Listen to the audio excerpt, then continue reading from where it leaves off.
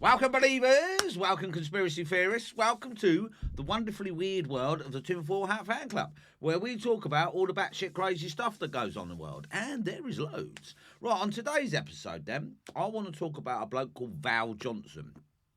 It's a great episode. Now, apparently, what happened, he was driving his car in Minnesota, he's a policeman, and an orb smashed into his car. Okay, so stick around and I will tell you all about it. But in the meantime, please like and subscribe if you can. That would be fantastic. And ring that notification bell. And then all the wonderfully weird stuff that I'll talk about next week and the week after you can know about. So stick around and I'll tell you all about it.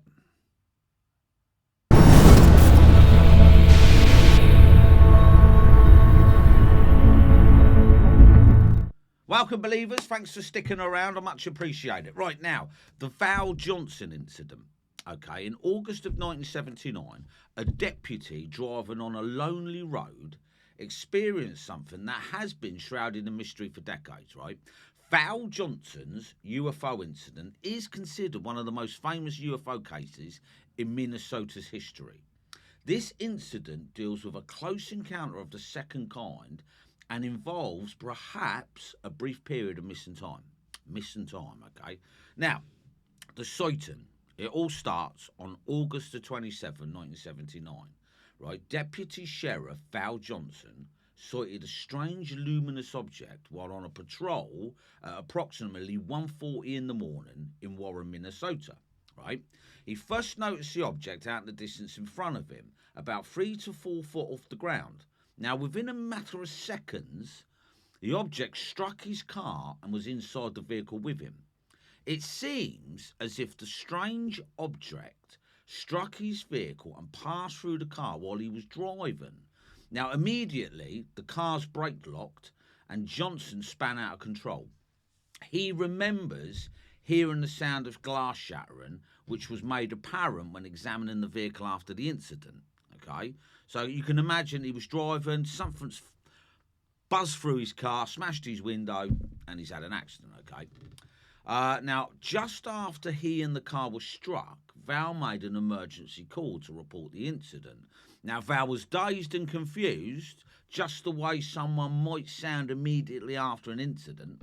Now, according to the original investigation report, Johnson called in 1088, officer needs help. That's the code, 1088, officer needs help.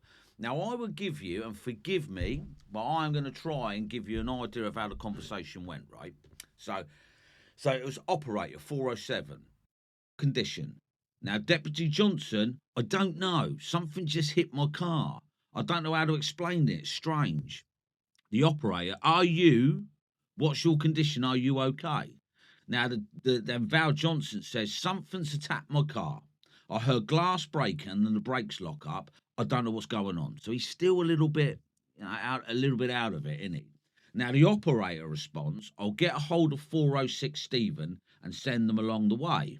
So obviously the operator has now got someone to come and see Val. Now, before this call, Val was unconscious for about 39 minutes. The car's clock and Johnson's watch stopped synchronisingly for a total of 14 minutes. So his watch stopped and the car's clock stopped. He was left with multiple burns to his face and his teeth were fractured at the gum line. Now, those burns to his face apparently are like someone wowed him without a mask. It also affected his eyes as well. So whatever hit the car was very bright. Yeah, look, he suffered from a minor yet painful case of Wilder's burn in his eyes. Undoubtedly, his squad car was struck by a solid object as numerous impact marks were left behind from the incident. The car's hood was dented, the glass of the front windscreen was cracked, 2 spring-loaded antennas were bent in an odd manner, and one of the driver's side headlights was shattered, so something had hit his car. On the road, Johnson's car left behind skid marks as the vehicle brakes locked upon impact. The original investigation report made by Marshall County Sheriff's Department stated the skid marks were approximately 99 foot long. Now, according to the first on the scene, shattered glass was first on the road at about 854 feet from the beginning of the skid mark. At the end of the lengthy skid mark was Johnson's 1977 Ford LTD squad car.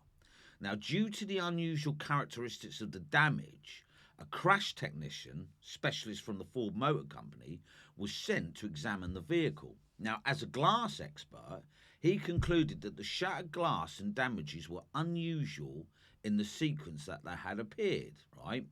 After examining the fractures, he said, "I'm convinced that the fracture, as we see here, was made by some type of a blow from outside of the glass by some firm, probably hard object, but with not sufficient force to crush the glass, but enough to bend the glass to the point of breaking.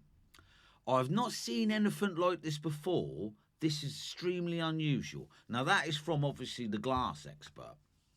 And I'm going to put Val Johnson's UFO patrol car, right, behind me. Right, you can see the car damage, can't you? Now, following the incident, an investigator for the Centre for UFO Studies named Alan Hendry examined the area. He studied the road and determined that what Val encountered was nothing short of otherworldly. He said, "The biggest mystery about Val Johnson's case to me is trying to find one neat explanation for something that could have behaved in the way he described, yet create the kind of damage that we analysed and discovered." So obviously, this damage to the car is really unusual. But I suppose it's unusual that you're going to get an orb coming through the car. So now, look, we go forward in time, okay? In a 2015 news interview, Val's supervisor, Deputy Dennis Breck, said this didn't seem to be any airplane. The object travelled way faster than something like that. He further said, "We do believe that our deputy had an encounter with something that we haven't been able to explain yet." Now, according to Dr. J. Ellen Hynek's classification style, we all know who that is, don't we? Okay, he did the classifications for type 1, type 2, type 3 alien sightings, classifications of third kind. Now, Val Johnson's UFO incident was an encounter of the second kind, since the unidentified object did leave physical evidence, okay, i.e. the crashed car. Now, on August 2021, Minnesota news broadcaster reported that Val is now living in Wisconsin and hopes that the recent coverage of the UFO phenomenon could give people a new perspective on his story. He didn't want to go on record, though. Okay. Now, Val's case is not as widely known as many others, that's why I'm telling you. But perhaps this has to do with the notion that Val has not spoken publicly about it. In a television show taped about 6 months after the incident, Deputy Val Johnson said, "Perhaps the Creator has made other things that we can't readily see or readily identify. Perhaps this is one of those things we encounter out on the road." And I think what he means by the Creator, God. So perhaps God has made other things that we can't readily see or readily identify. And perhaps this is one thing that we encounter on the road. So maybe, let's face it, mankind, we're arrogant enough to think we know everything, but we don't, do we? There's many cryptids out there. Now, 2 days after Val Johnson's encounter, another motorist some 400 miles away in South Dakota reported that he too encountered and was engulfed by a strange luminous object on the road. His name was Russ Johnson. The object that he sighted accelerated rapidly towards him and engulfed his car in a very bright light. He claimed to have no knowledge of Val's experience before making his report. So it's very similar. Okay, now look, in the days and weeks that followed, Val Johnson's encounter was covered in newspapers all around the United States. And I will put some of it behind me, okay? Eventually, however, as you would, Val became reluctant to talk about the experience. And it's been that way ever since. Now, initially, after the incident, in the months that followed, Val and his family were swarmed by the media on a daily basis. Reporters and investigators from all over the world wanted to hear about Val's incident. Val and his wife eventually grew tired of the attention as they tried to get past the incident and move on with their daily lives. After all, they have 3 young children at the time. However, before Val ceased talking about the incident, he made an appearance on ABC's Good Morning America in September of 1979 alongside comedian Don Rickles. So he has been on and spoke about it. For nearly 4 decades, Val has not spoken in a public capacity about it. He believes what he encountered on that low Minnesota road in 1979 can be attributed to a religious occurrence. He doesn't believe that the object that struck him and his patrol car was extraterrestrial. But that does go against all the UFO enthusiasts out there that think that it is. But we do not know, do we really? So look, as I say, Val Johnson's UFO incident, there's a newspaper clipping behind me, okay? Now, Val's car, perhaps the most critical piece of evidence regarding this case, has been preserved and displayed at the Marshall County Historical Society Museum in Warren, Minnesota. By at least November of 1979, just months after the incident, newspapers had already reported that the car would be placed in the museum. So you can go and see it, I would imagine. At the time of the incident, Val's 1977 Ford LTT squad car had accumulated a mileage of 80,000 miles. It's unlikely that it's going to go any further, eh? So look, check it out, man. If you're there and you're local, go and check that car out.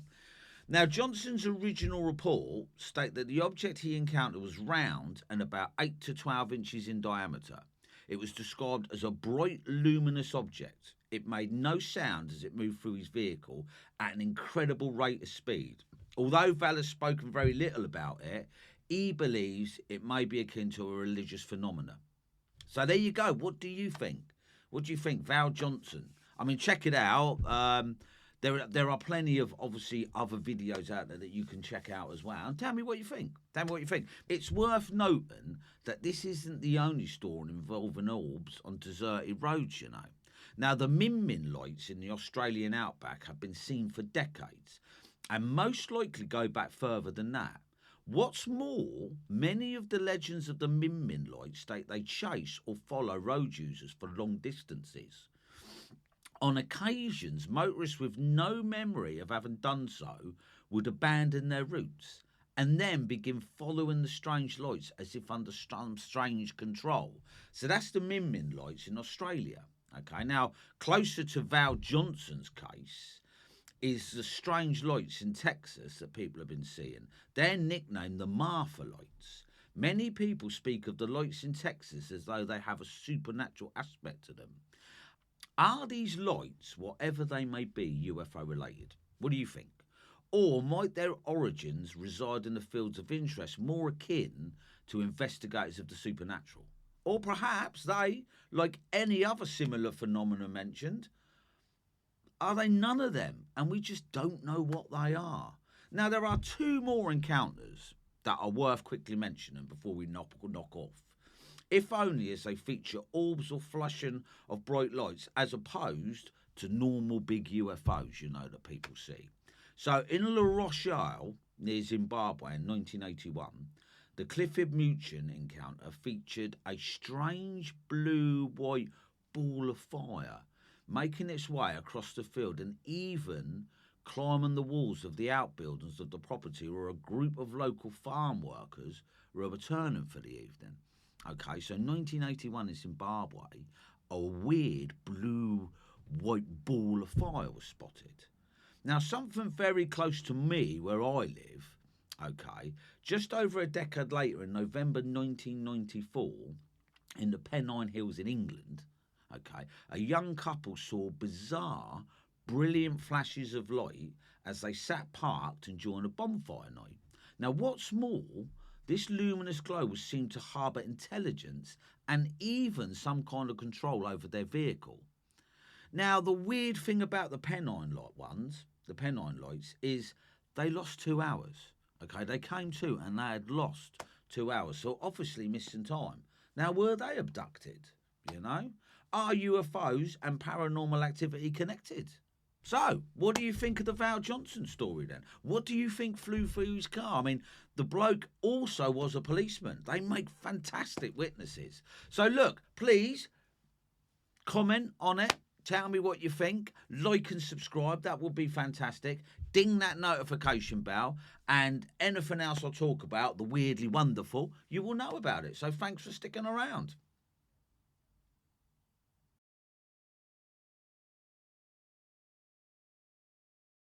Operator, 407, what is your condition, Deputy Johnson? I don't know, something just hit my car. I don't know how to explain it. Strange. Operator, what's your condition? Are you okay, Deputy Johnson? Something attacked my car? I heard glass breaking and the brakes locked up. I don't know what's going on. Operator, 10 to 4, I'll get a hold of 406 Stephen and send them along the way.